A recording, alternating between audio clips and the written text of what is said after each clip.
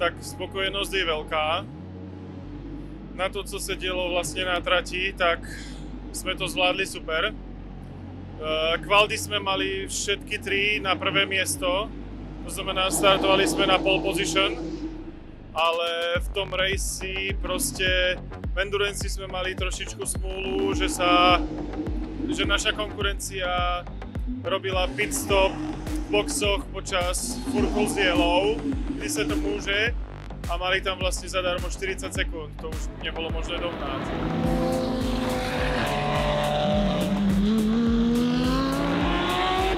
Kvalda na Race 1, Race 2 bola za dešte, tam som bol fakt že prvý, aj v prvej kvalde, aj v druhej.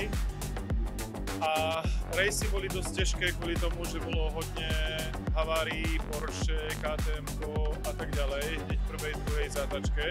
Okruh je veľmi, veľmi rýchly, podmienky sa počas dňa hodne menia, teplo, nakumulovanosť v strate, takže musíme počas výkonu, počas rejsu prispôsobovať jízdu, brzdiť skôr a tak ďalej. A jazdí sa mi tu veľmi dobre, tá rýchlosť mi vyhovuje, GT4, BMWčku to takisto veľmi pasuje a už je to potom len využiť každý centimetr tej trate a byť rýchlejší. Hold, je to tak, motorsport.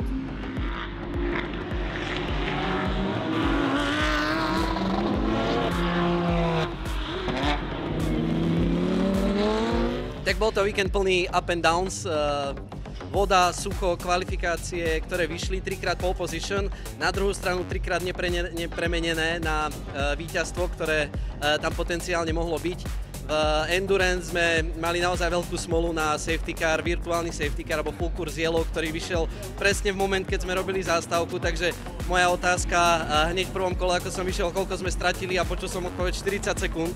Výkon dobrý, ale bohužiaľ to je taká športová smola. A Rudo v šprintových pretekoch patril medzi najrýchlejších v kategórii, odjazdil najrýchlejšie kola, zvádzali krásne súboje celý čas, ale bolo by ich potrebné aj premeniť, ale myslím si, že obidvaja, aj prvé, aj druhé miesto, si tento víkend veľmi užili. Nás to takisto teší, auta fungovali, všetko skvelé.